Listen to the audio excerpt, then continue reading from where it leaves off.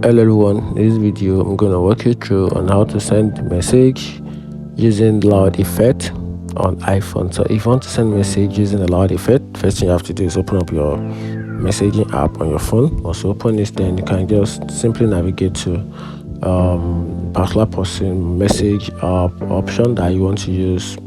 So right now I'm using my chat as an example.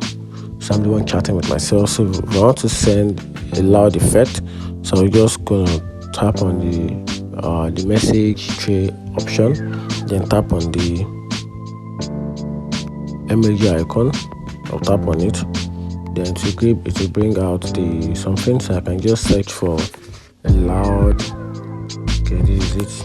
Just I can pick in between this option. So I'm just gonna pick this.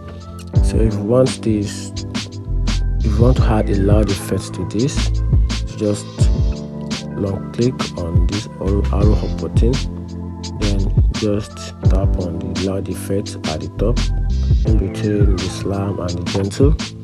Just tap on it, you can see. Then after that, then tap on it, make a single tap on the arrow up button just to sense the message together with the effect.